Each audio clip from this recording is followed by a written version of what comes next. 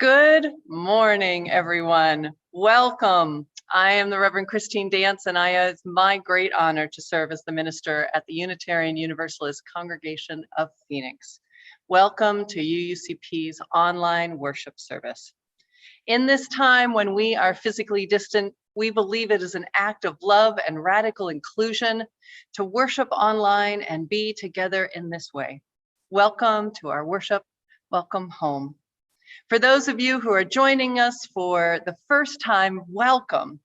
The Unitarian Universalist Congregation of Phoenix strives to be a spiritual community for our time, focused on diverse theological perspectives, radical inclusion, and knowing that issues of justice and equity are central to everything that we do. If you are new here today, we have a Get to Know UUCP session right after the service. We hope that you'll join us. We have a special awareness for those who have been historically marginalized, and we welcome all of every race, class, ethnicity, immigration status, sexual orientation, gender identity, religious background, mental and physical ability and disability. We welcome your whole self, your family, however you define it, all of you into our worship as we build a community of caring and courage and hope. The service this morning is with another one of my minister friends, Rev AJ van Tine. He's the minister of the Sierra Foothills UU congregation in California. It is all about play, however we define it. This morning, our opening quote is from Michelle Cassot and Stuart Cubley, who give us their thoughts on play, the theme of our service. To play is to listen to the imperative inner voice that wants to take form and be acted out without reason. It is the joyful, spontaneous expression of oneself. I invite you to grab a chalice or a candle from your home as my wife Karen joins us to recite our covenant and light our chalice together. Love is the doctrine of this congregation. The quest for truth is our sacrament, and service is our prayer. To dwell together in peace, to seek knowledge in freedom, to share our strength in fellowship. Thus do we covenant. Take it away, Owen.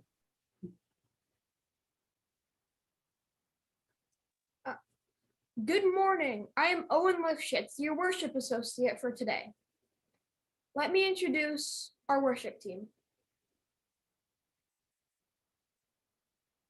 Our music director, Benji Messer. Our director of children's ministries, Katie Resendez.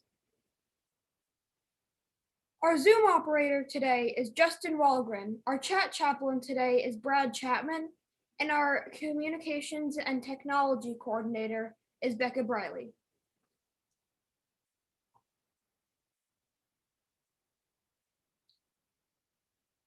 Our chat is open. You can chat with anyone or just to our panelists. Our service is automatically captioned for maximum accessibility.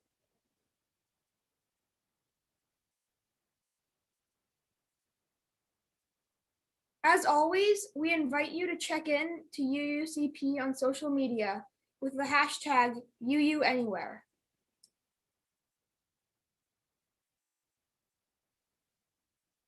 There is much to do in our community, which you can find in our newsletter, Compass. You can sign up for Compass at our website, phoenixuu.org. If you're interested in finding out more about UUCP, please join us at our Get to Know UUCP following service. The link is posted in the chat and will also be on the final slide.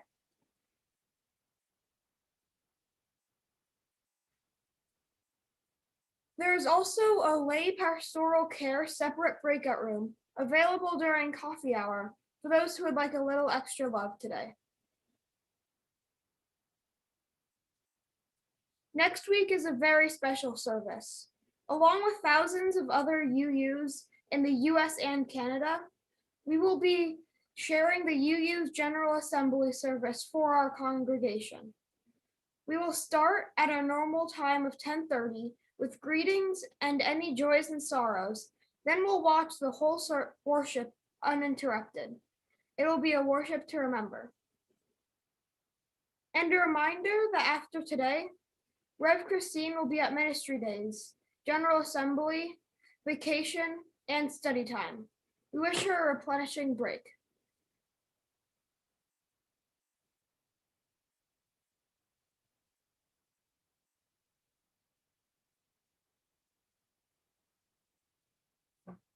Our offering is being collected virtually, just like our service. We ask you to be generous in your giving to support the mission of our beloved community. You can text UUCP to 73256. You can donate through the website or you can send a check. And if you haven't sent in your pledge for the next fiscal year, please do so as soon as you can. You can find the link in your chat.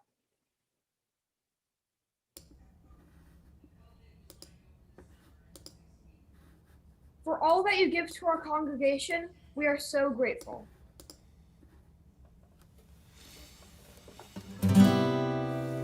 Good morning, everyone. Today's service is about play, and I'd like to share with you a really sweet little song by Joe Raposo. Joe is the musical genius who worked with Jim Henson on Sesame Street and The Muppet Show and many other projects. One of many musical geniuses, but one who wrote a lot of the songs out of those projects that we know. This song is called Somebody Come and Play. It's real easy to sing, so feel free to sing along once you get it. Goes like this. Somebody come and play. Somebody come and play today. Somebody come and smile the smiles and sing the song. It won't take long. Somebody come and play today. Somebody come and play. Somebody come and play today. Somebody come and rhyme the rhymes and laugh the laughs. It won't take time. Somebody come and play today. Here's the bridge. Somebody come with me and see the pleasure in the wind. Somebody come before it gets too late to begin. Somebody come and play. Somebody come and play today. Somebody come and be my friend and watch the sun till it rains again. Somebody come and play today. Do you know the melody yet? If you know it, let's do it on la-di-da. La-di-da-da-da-da. La-di-da-da-da-da-da-da-da. La-di-da-da-da-da-da-da-da. Da-da-da-da-da-da-da-da. La-di-da-da-da-da. Okay, back to the bridge.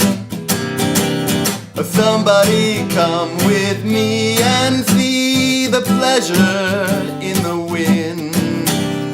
Somebody come before it gets too late to begin. Somebody come and play. Somebody come and play today. Somebody come and be my friend and watch the sun till it rains again. Somebody come and play. Let's tag that. Somebody come and play. Somebody come and play today. Thanks all.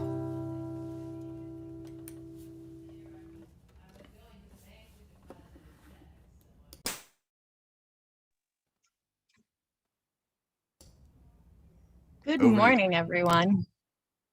I'm Katie Resendez, and I'm the Director of Children's Ministry here at UUC Phoenix. Today, we're talking about play and games. And when we work with kiddos, I get distracted by toys. When we work with kiddos, we often say that they have to play because play is how they learn. And especially with younger kids, things that we identify as adults and say that they're play or silly or just fun are really important parts of how we learn. And the thing is, when we're adults, the same thing is true. And that goes across a whole bunch of different things, whether it's the way that we learn to interact with our community when we're playing sports, especially team sports, the things that our brain wants to do and the ways our body wants to move when we doodle and play, and the board games we play. Here's a secret about me. I love to play board games and card games and all sorts of other things, but I can never, ever, ever remember the rules. So I have to reread the rules every single time.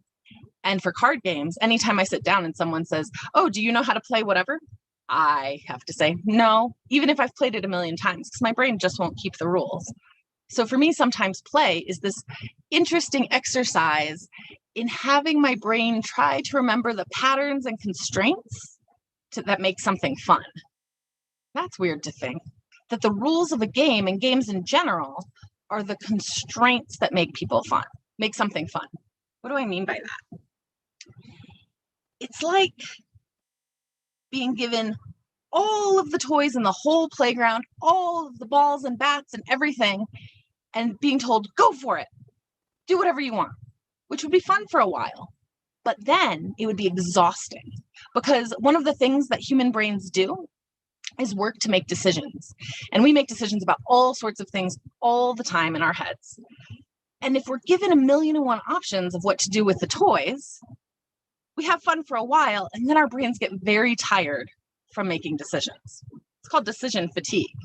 And that's sometimes when we say, I'm bored now, or this isn't fun, or can we do something else? Or that thing that we hear all the time of, there's nothing to do here. And you look around and you're like, but there's soccer balls, volleyballs, a tennis racket, a badminton net. There's a million things. But I'm bored. Because your brain is tired of making decisions. So games, especially board games, make all the decisions for you and let your brain relax into the fun of it and do all sorts of things. And then your brain just gets to coast along with the pattern, because you roll the die and your little character is going to go where it goes. You don't have to make that decision. The die made it for you. So think about games, especially board games, as a chance for your brain to take a break. In the chat, I'd love to hear what some of your favorite board games are. And I'm going to tell you a little story about one of mine, but I'm going to put this down because I'm very distracted by it. So there is a game. It's a card game called Set. And I know some of you know this game because I think I've made you play it before. It's a whole bunch of cards, and you lay the cards out in the grid. And on every card, something is an image, and it is a series of shapes. The shapes are a number of them. They all have different textures and different colors. And it's about matching and patterning, and you lay them out, and it's a speed game too. And you have to find sets of 3 cards. And the sets in each of those 4 categories, the card has to be all the same or all different. So you can have all 3 cards where they're circles, all 3 are purple, but all 3 of them have different textures, and all 3 of them have different numbers. It's a fairly complicated way to think about things, but you get into this groove of playing, and your eyes start doing the thing, and you just start going set, set, and you find your eyes searching for all sorts of things. When I was in college, there was a weekend where I had lots of papers to do, and the only thing I had time to do was eat, write papers, read for the papers, and then I would give myself 20-minute breaks every once in a while just to let my brain reset. And for those 20-minute breaks, I would talk people in my dorm into playing Set with me. I like to take breaks when I'm writing papers, so I played a lot of Set that weekend. The following Monday, I found myself at breakfast sitting in the cafeteria watching people come in. And I didn't notice my eyes were doing this. But a friend pointed out that I had been going, and my eyes had been flitting every which way. And in my head, what had been happening was I'd be like, oh, those 3 people all have purple shirts. One is wearing jeans, one is wearing shorts, and one is wearing slacks. Then the next group of people, I'd come in and I'd be like, oh, 1, 2, 3. Blonde hair, red hair, black hair, blue shirt, blue shirt, blue shirt, sneakers, sneakers, sneakers. I was making sets out of the people who were walking in because my brain had just gotten into the pattern of doing it. And so it's probably unhealthy to play the same game again and again and again, but it is really amazing to think about the ways we play, set the patterns for how we interact in the world. And just like we want to be mindful of what TV we watch, what music we play, we want to be mindful of what games we play and how we play them and what toys we give ourselves as adults or kids. And to be honest, you don't have to be too picky about it. You just have to make sure that you have enough games and enough toys. So if you look around your house and your space right now, seriously, take a minute to look, and you don't see anything that qualifies as a game or a toy, check the chat for some suggestions about games, or think about what your favorite toys are. And maybe now is a good time to see if you can grab some next time you go to the store, or let yourself order one online. And grown-ups, it is okay for you to have toys. In fact, it's really, really important that you keep playing because your brain needs that time and the community needs to see your smiles. Because your smile is powerful and you are so very loved. Have a wonderful week full of games.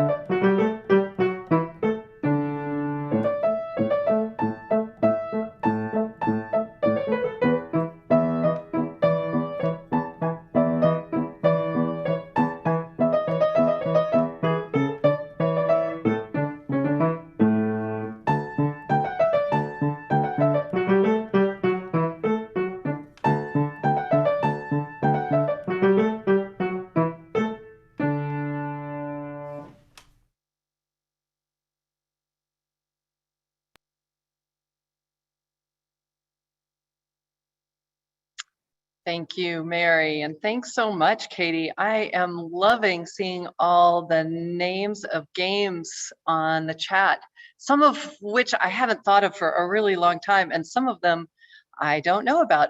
Obviously, I'm going to have to check out Chick-a-Pig because I need to learn some things. So it is the time in our service when we share the joys and sorrows of our community. Being together, it is good to share and to support each other and to connect. Please write any joys or sorrows that you want our community to know about. Please put your name at the beginning so I know who it is. And if you wish it not to be said out loud, put the word private at the beginning and send it just to panelists so I can hold it in my heart. As we have some of the joys and sorrows come forward, I just want to name that while we are in this extreme heat and wildfire season in Arizona, we send our heart and our love out to those in our community who are unhoused, who are finding ways to survive in this heat. We also send our wishes and our prayers to those who are being displaced, places like Strawberry and Pine, and our firefighters who are working in this incredible heat with all of that gear, trying to contain it. And we will have some thoughts in our meditative prayer about the climate crisis that's behind all of this as well. We turn now to the joys and sorrows of our community. A joy from Bunny and Dale. Happy to have Catherine Cruz join us for service this morning. Oh, how wonderful. Those who are comfortable, who are joining together for watch parties or being together even while we're on virtual, blessings for that. What a wonderful idea. From Charlotte Carl Mitchell, today is Smoot's 71st birthday. We're celebrating in the heat. Happy birthday, Smoot, from all of us at UUCP. May it be a good one. From Chris, and for those, Chris is our new bookkeeper. And we're so thrilled that, Chris, you've been joining us for service the last several weeks. I've seen you. Chris says, a sorrow that I am not perfect and made a mistake at work. Joy that I am human and not perfect. And Chris, we have an expression here that we are all just humaning, all humaning together, and way to celebrate your humanity. Jeff Anderla says, it's my absolute joy to be spending this weekend in Denver with my beautiful godson, Rusty, and his equally beautiful moms, Pam and Leanne. How wonderful, how very, very wonderful. We know that beautiful family. Tell them hi for us. Christine says, Carmona says, oh, her computer isn't working. Can't get this service on any other window. We will see if we can try to help you, Christine. Kathy Kopak says, a joy. My grandson, Christopher, graduated from high school on Thursday, and he has a swim scholarship to Bucknell beginning in August. What wonderful news. Diana Edwards says, my broken arm is healing well. So glad to hear that, Diana. Joan Gale says, joy that it is summer solstice. Happy solstice to everyone. And a joy from Nigel. I got my second vaccine last Wednesday. How absolutely wonderful. How very wonderful. We will see if there are any more. Here's one. Andy Coet Pasco.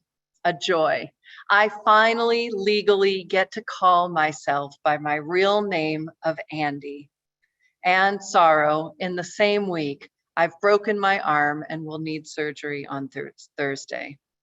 So much love, Andy, and your new legal name representing who you are. So much love for that, and also for the arm. You two have had a very challenging year. Sending much love to you. And Beth Graham says, happy Father's Day to all of the dads out there. We share that. I invite you into a time of meditation and prayer now. Invite you to settle yourself, connect with your body, take a breath. This weekend, there are a lot of holidays and events. Each one of them can provoke strong feelings in folks. Let's take a deep breath and take them all in the spirit of prayer. Spirit of life, spirit of love, lover of inclusion and justice and peace. We know that holidays and anniversaries are just another day. We wake up, we be the best person we can be, we go to sleep. And yet they also have special poignancy, some of these special days. Let us acknowledge that for some there is great joy in these days, and for some there is pain, ambivalence, or conflict. Today is Father's Day. We give thanks for the amazing fathers who are among us in our congregation and in our lives. For the fathers who have provided a loving presence and guiding advice. We mourn with those who have lost their fathers or had fathers who did not live up to that ideal standard. We recognize that Father's Day lives solidly on a binary that is not relevant for some, and yet we rejoice in courageous parenthood nonetheless. We send special love to fathers who have lost a child and those who have been father figures, whether or not they actually had children they called their own. And we pray for all of the children in the world to be surrounded by family, chosen family, and friends that love them and tell them that they are cherished children of the universe.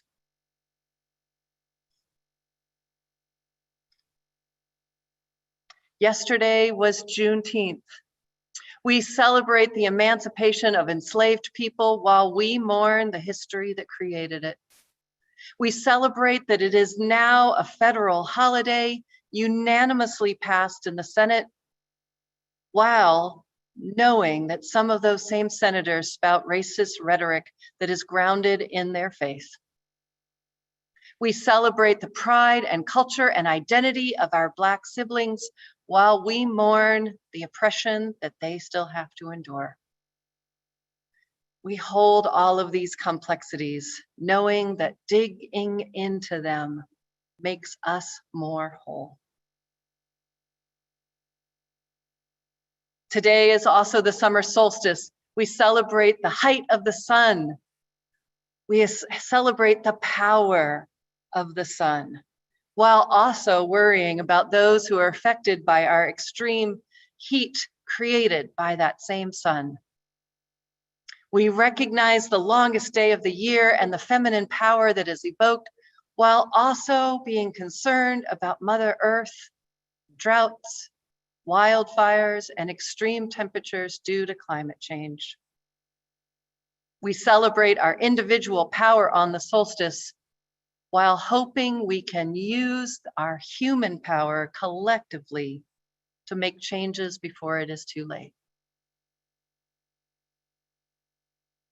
And we continue to celebrate the month of Pride, the beauty of expressing ourselves, including our sexual orientation and our gender identity in whatever way feels authentic, while also recognizing that faiths like the Southern Baptist denomination this week confirmed the biblical sanctity of antiquated gender roles and the definition of marriage. We celebrate with those who are marching and celebrating, while mourning how capitalism has taken over pride. And we celebrate all of the rainbow, while also recognizing that our trans and non-binary siblings are facing ever-increasing legislation that denies their humanity. O God of all the complexities, let us hold all of this intention. Let us celebrate and let us mourn. Let us recognize that no one thing is all good or all bad. Let us live in the space in between where we can be more human, more compassionate, and more authentic. In the name of fathers, the SUN, Juneteenth, and Pride, we say, Amen, blessed be, and Ashe.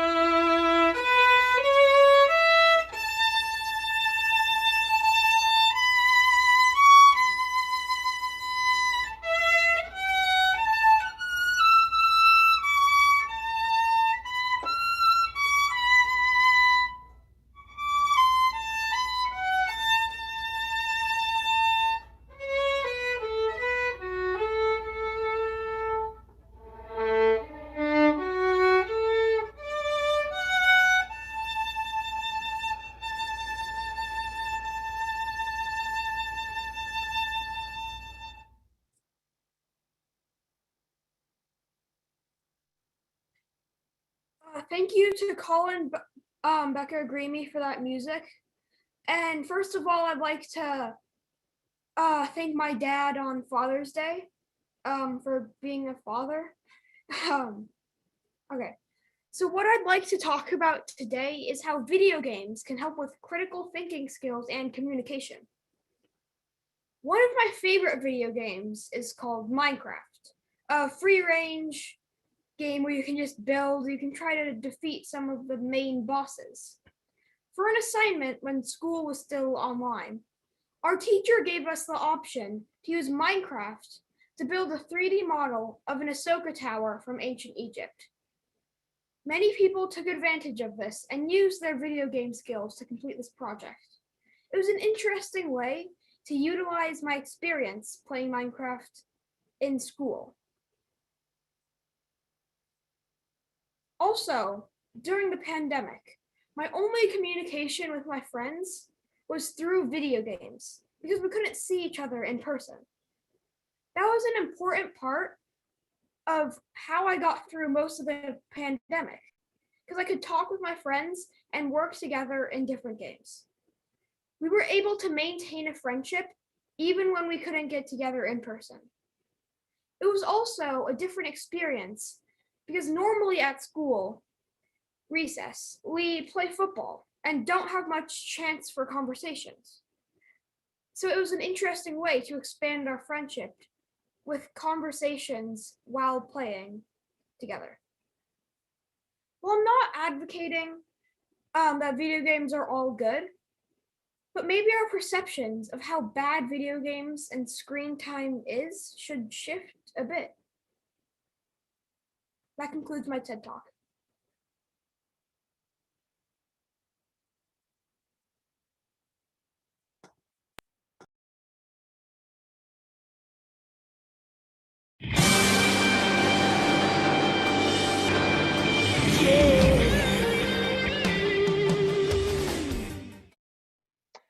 Hi, AJ. Hi, Christine. It's so great to do this with you. And hi, everyone. I'm Reverend Christine Dance. I am proud to be serving the Unitarian Universalist Congregation of Phoenix, Arizona. And for everyone, I'm Reverend AJ van Tine, and I'm the minister of Sierra Foothills Unitarian Universalists in Auburn, California. That's awesome. And this is so cool to talk about this, AJ, because some people have their favorite books or movies or, shows that might shape them. But you and I have something in common because Pokemon was important to both of us. Yeah, I'm very much a child of the 90s in many ways, and some of my earliest video game memories were playing the original Pokemon games, right? It was this wonderful world to dive into and experience. And then more recently, it's also been something that Ada and I have enjoyed playing some of the more recent games as part of our distraction/self-care during the pandemic. Amen to that. Yeah, and I actually played it as well, but I did it more for a profession. One of my many careers before ministry as I was the brand manager at Hasbro Toys in charge of the Pokemon brand. So it was kind of a fun part of my job that I got to actually launch Pokemon. Like when it first came out, we didn't think it was going to be anything, and all of a sudden it became this worldwide sensation. And also personally for me, I mean, I love Pokemon Go. Like I just like it, and it's helped me through a couple really tough times when, there was times when I was in chaplaincy, and this past year, my son had cancer, and the way that we all connected as a family was we were all playing Pokemon Go together. That's what he wanted for a distraction. And it became just this way for us to bond around something during this pandemic and that tough time. Mm-hmm. And of course, as we'll talk about later, that bonding and connecting with people is not just incidental that, oh, it's a game and you can play that, but that's actually really core to a lot of the mythos and the core mechanics of the game itself. Yeah, and you can't really play it without incorporating other people in a lot of ways. Yeah. Yeah, so maybe we should begin though with a little bit more just like the basic, what is Pokemon? And I'm actually kind of curious, Christine, if you have like a, you know, 1 or 2 sentence thing that you had to know when you were in the profession, you know. It was really hard to describe. I mean, but I think that we would describe it as it's an entirely magical world that exists along with our world, where these magical creatures are around us everywhere, are interacting with us, and some of us get the great powers to be trainers. And we collect these Pokemon, we nurture these Pokemon, we play with these Pokemon, and it's a way to interact with them, but also interact with the natural world. So what part of it was intriguing to you, or what's explanation? Well, again, so some of the big things about it was that you mentioned that collection, right? So one of the ways I like that there were multiple ways to sort of level up and grow as a trainer when you're playing these games. That there's, you know, there's leveling up the Pokemon that you work with, and they, you know, you fight other trainers, the Pokemon fight each other, and we'll talk about some of the dynamics of that. So, you know, you get that, but the other piece is collecting and getting the variety, and you fill out what's called a Pokedex, which, you know, lists all the different Pokemon. And in the earlier ones, it's sort of pitched as you're actually helping the professor do research and find out about these Pokemon and how they exist and what their habits are. And so each time you come across a new one in the wild and you capture it, it sort of fills out with this information, and sort of you learn, and sort of building your own, you know, bird watching guide or encyclopedia of animals or biology or whatever it might be. The other thing that I really, you know, was engaging as a kid was that each Pokemon has either 1 or 2 different elemental types, and that sort of dictates what powers it has, where its strength, what its weaknesses are. That goes into the strategy a lot, but it's also just very flavorful that, you know, some Pokemon are, you know, all about fire. Some of them are plant/animal hybrids like Bulbasaur. You know, Pikachu, which you probably may be familiar with, is the electric mouse Pokemon. So that's all about that. So those are some of the things that were really engaging for me. Yeah, and it was just fun. Like, I think, like any kind of collection, if you're a bird watcher or whatever, you end up having your favorites, you know, and you end up having some that you nurture a lot and feel proud of, and, you know, you do different things with them, and there's this odd connection that happens with your Pokemon that ends up it feels special, and I think that's one of the magical pieces about Pokemon. And I really did like also the element that it tied with nature. That really connected to me in a more spiritual level, in a way that I could relate. But I want to make it clear to everyone that it doesn't matter if you know about Pokemon or not. It doesn't matter if this was your thing. What we're going to be talking about today is Pokemon as an example of how we connect through play. And it's a really, really rich example of it.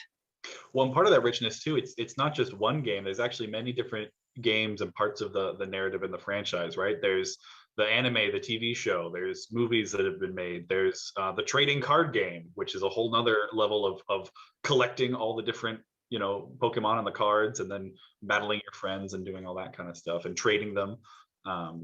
So it really, and then of course all the toys, and just there are lots of different ways to engage with the game. Even games that don't focus on the fighting aspect so much. One that I really enjoy is Pokemon Snap, which is all about going out in the wild and you just take pictures of the Pokemon. And similarly, you're collecting, you're doing this research, you're getting them to interact with each other and do things, and you're building a bond with them. But it's, you know, not a violent game at all, because there's no fighting whatsoever. There's no competition piece. And what that has meant is, over the decades, there's more and more ways that you can build into this world. If you get bored with one way, then there's another way, and then they introduce something else. And yes, it's marketing, and yes, they're trying to get our attention, but it's really a way to deepen your relationship with the characters, with the brand, with all of that. And it's just fun. It's pure fun. Mm-hmm. And fun and games are so important to us just as human beings and as part of our society and culture, right? We've been playing games, and especially kids have been playing games as part of their development and education, you know, for millennia, right? Probably as as early as you have language and culture in society, you have games, and every game teaches you something, right? It may be as simple as some of the logic or math of tic-tac-toe, or a game like, I don't know, Mancala, or you Scrabble. Scrabble is language, right? So all these games teach you something, and that's even true of modern video games, even if they may be more complex and detailed, or have different things going on. So that's part of what we'll try to tease out in this service, is what are some of the lessons of Pokemon? What are some of the ways that Christine and I have both been shaped by this game, this franchise, this fantasy world that we get to inhabit sometimes? And it's really true. Like, the technology has changed dramatically over the last 30 years. You know, we're doing this on our phones, on our game consoles, through cards, all kinds of different ways, websites. But as a game, it's still the elemental piece. It's relationship with somebody else. It's relationship within the game. It's a way to teach. Games have been used to teach logic and math, but also social interaction and also morality. And there's a lot of that we can be playing with in this as well. Absolutely. So basically today, you know, we're going to be looking at Pokemon as our sacred text. Like, the world of Pokemon is our sacred text. And I love being a Unitarian Universalist, because anything can be our sacred text. And looking at that, and through that window of how we might learn more about ourselves, learn more about our meaning in the world. And I think that's going to be really fun for us. Yeah, I'm really excited to dive into it. But first, I believe we have a musical interlude. Is that right? Absolutely. Yes. And then we'll get into more of what this means and why we think it's important. This is fun, AJ. Thanks. Thank you.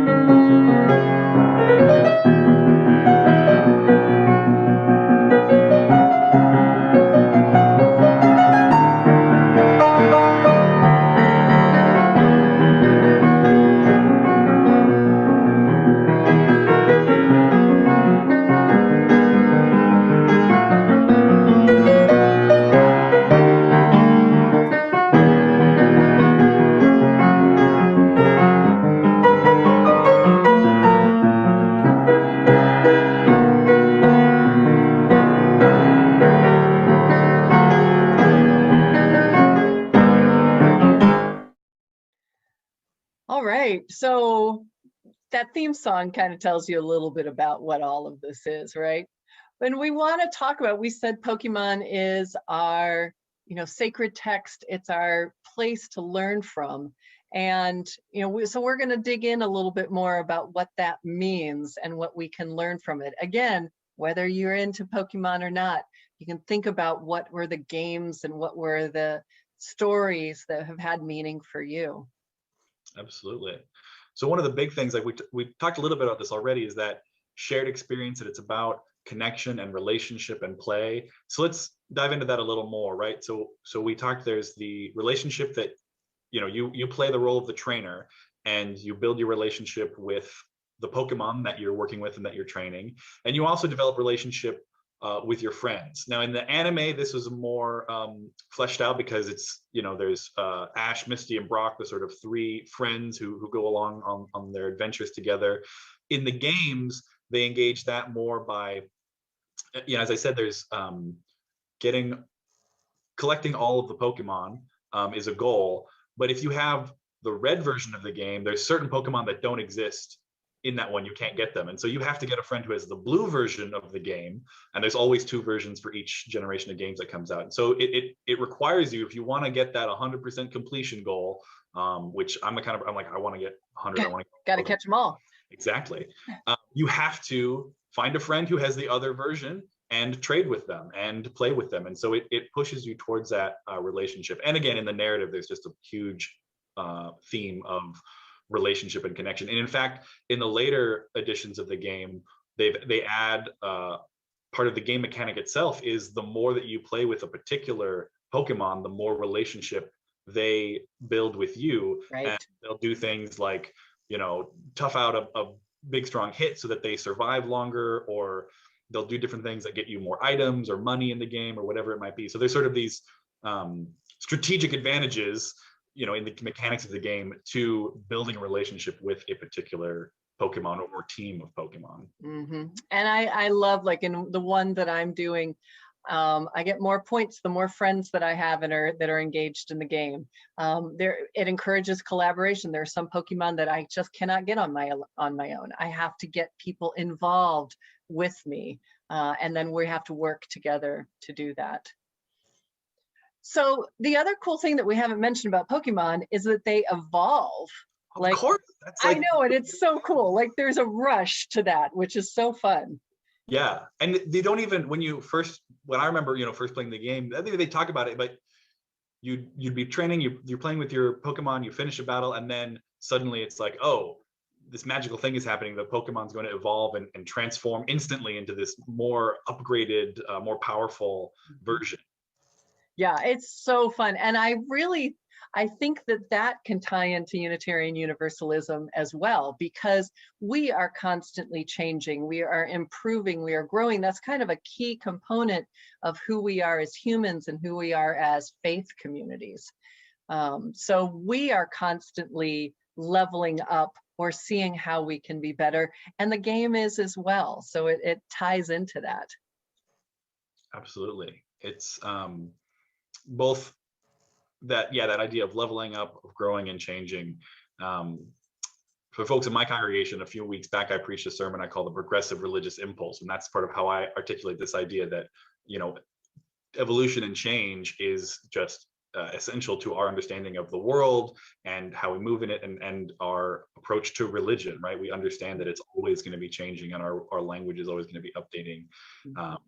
And that's the same thing here in Pokemon, is this idea that, you start out with the smaller little creature, and over time it grows and changes and becomes more powerful and interesting and able to do more things. Right. And as human beings and how we believe, we all start out with that inherent worth and dignity. We all have that initial power. But as we grow and mature and we learn how to be in relationship with each other, we evolve and get better at this humaning thing that we are doing. And there's a piece too about doing so intentionally and making choices about that, because there is actually a functional trade-off in the game where you can choose to delay the evolution and you learn some skills faster, but the creature's stats, its health or its power or whatever may go slower. in the anime, there's also a little sub arc early on where Ash and his favorite Pokemon, Pikachu, has an opportunity to evolve into the more powerful Raichu. But in talking through it between him and his Pokemon, they decide that Pikachu doesn't want to change. Now, some of this is probably because Pikachu is the mascot of Pokemon and they just have Pikachu turn into You gotta Raichu. have Pikachu. It looks different. But there's also, I think, a valuable lesson in that sense of like, we don't have to change ourselves to be something else to please somebody else. We can be authentically ourselves, you know, whether that, whatever that looks like. So there's a lot of the ways that it's not just an assumption that, oh, well, you evolve as fast as you can and you've got to change and become this next big thing. But sometimes you do hold on to the traditions, the values, whatever it is that is already within you. I love that. I love that. I think the other thing that's intriguing for me about Pokemon is the power of nature that we were talking about. Like each Pokemon is based on that different natural element, you know, the fire, grass, wind. I love that there's fairy Pokemon. Those are my favorite. I don't know what your favorite category is. But there's diversity in it, and you recognize that each one of them are bringing their own strengths to the game. And that they need to work together in order for you to be able to do all the things that you need to do. Yeah, and that there is there's strength in diversity. This is another piece where it connects with Unitarian Universalism, which is you know, one of the things I often say, and I've heard people say, is we believe that diversity is good for us, right? Whether it's racial diversity, theological diversity, you know, multi-generational community diversity of all these perspectives, that helps us individually grow and be more expansive and compassionate. It helps our communities, you know, just have more going on and more perspectives. And that helps us make better decisions and all that kind of thing. And that's absolutely, you know, a necessary part of the strategy in Pokemon.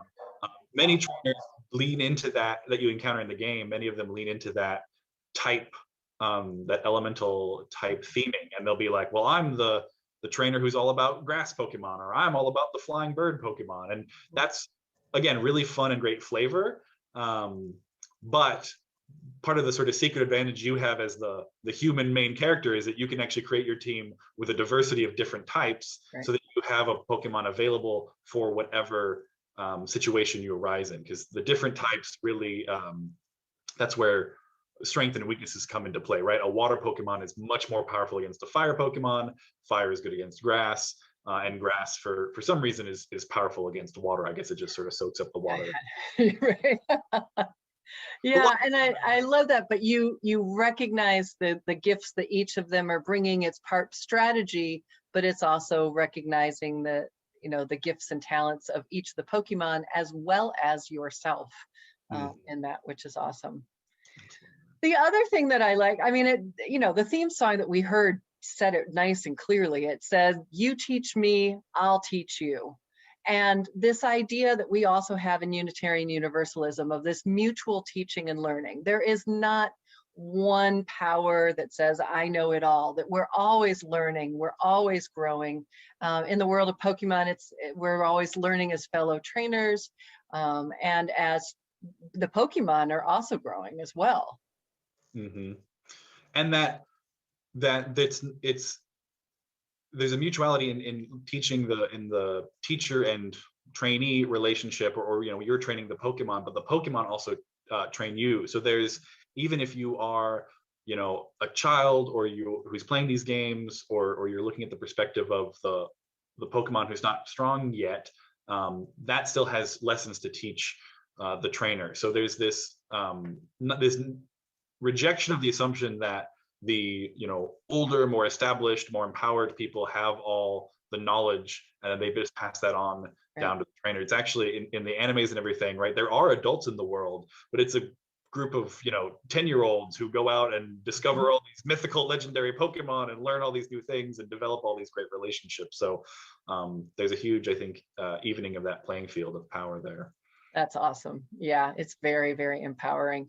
And there is this sense, also the line that you're my best friend in a world that we must defend. And like many games, it is kind of clear who is good and who is evil. And we are choosing to promote the good. It does get, it does get complicated, like life itself. And as, how we as UUs struggle with evil and good and how that is, it's not always clear. So that's an important element there as well. Yeah. Well, maybe we can talk about some of that where it's a little less clear as we talk about some of our more critiques, looking critically at Pokemon, because it's, it is at the end of the day a, franchise designed to make money and sell toys and, be entertaining. And it has all these good things in it, but there's also a couple pieces. Rev Christine, you had. Yeah, I think we see this, once we learn to look critically in the world, we see it through our literature and our movies, where it's like, oh, that was kind of icky what they did, or I have to think about that. And the truth is there is a colonizing element of Pokemon where it's all about catching them all. I am coming in to them wandering in the world and I'm collecting them, sometimes against their will. The idea that I've got to collect them all. And, while it's a key part of the game, I also look at it and go, is this really is this elevating me as the person who gets to play God in their life, who chooses to capture them, even though we're working together? There's an awful lot of power that I have in that. Mm-hmm. And there's a lot of that, which goes along with the anti-colonial lens, is seeing how it is about exploitation of nature, right? And saying, oh, well, we'll take these creatures from nature out of their natural habitat and see what they can do for us, right? And we'll make them fight each other. And of course, they always they faint, they don't actually die. Right. But, people often make the joke about it being sort of this unethical cage fighting that you're putting together with these creatures. And I think it's just an opportunity for us to look at everything and say, we not have to accept it at totally how it is. We can look at it critically. We can express some of the challenges that we've got, but it doesn't mean that we can't still be in this world. We just need to be looking at it all the time. So it's, it's a really fun world. And I think as some final thoughts, as UUs, we draw from all of our life experiences and the things that have meaning to us. And we look at how that can shape how we are in the world. Mm-hmm. Absolutely. And these things, they can sometimes be these very serious, ancient, sacred texts, or they can be the game that we've been playing since we were children, or it can be a new game or a new movie or a new story or whatever it is that may come up for us. So, maybe there's a book or a movie or a game or a hobby that you've engaged in that maybe you haven't thought of it this way before, but you could view it or experience it through that lens of a UU sacred source or as a sacred text, saying, well, what does this hobby, what does this activity, what does this way of getting together with friends and having fun and passing the time, what are the lessons that this is teaching me, right? Both in the, the lessons that line up with our UU values and help us be the best people we can be, and to think critically and be, what are the lessons in this hobby or story that, maybe part of the hidden curriculum of our, basic society that we maybe want to push against a little bit more. Absolutely.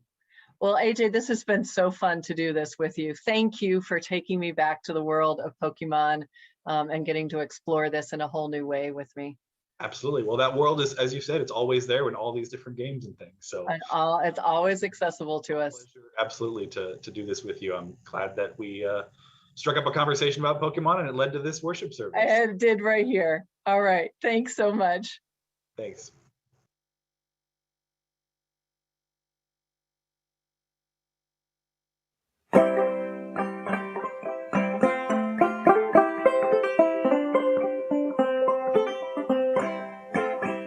When I was just a wee little lad, full of health and joy, my father homeward came one night and gave to me a toy. A wonder to behold it was, with many colors bright, and the moment I laid eyes on it, it became my heart's delight. It went zip when it moved, bop when it stopped, whir when it stood still. I never knew just what it was, and I guess I never will.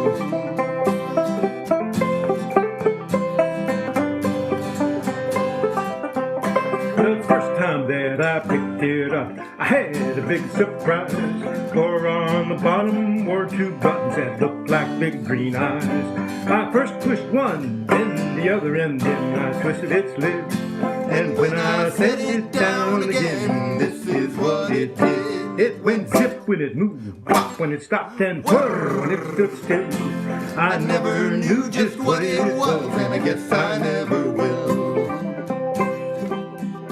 It first marched left, then marched right, then marched right under a chair. And when I looked where it had gone, it wasn't even there. I started to cry, Papa Daddy laughed, for he knew that I would find. When it turned around, my marvelous toy would be chugging from behind. It went zip when it moved, pop when it stopped, and whir when it stood still. I never knew just what it was, and I guess I never will.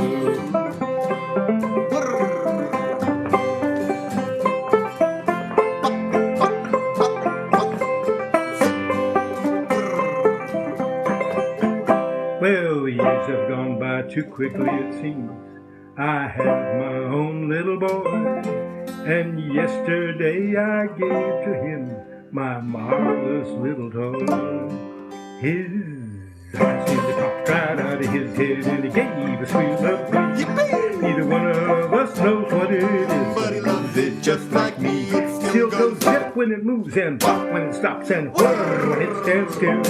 I never knew just what it was, and I guess I never will. It still goes zip when it moves, pop when it stops, and whir when it stands still. I never knew just what it was, and I guess I never will.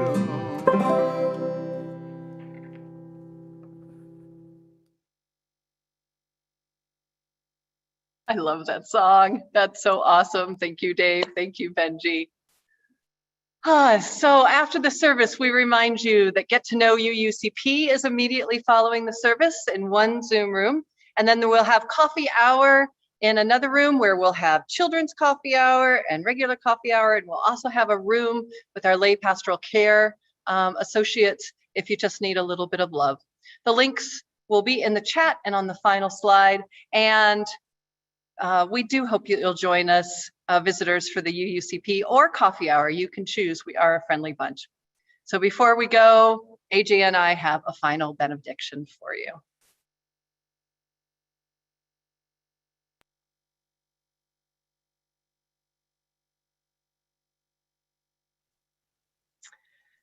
So as we close this service, may we each find meaning in our stories, in our games, and our movies.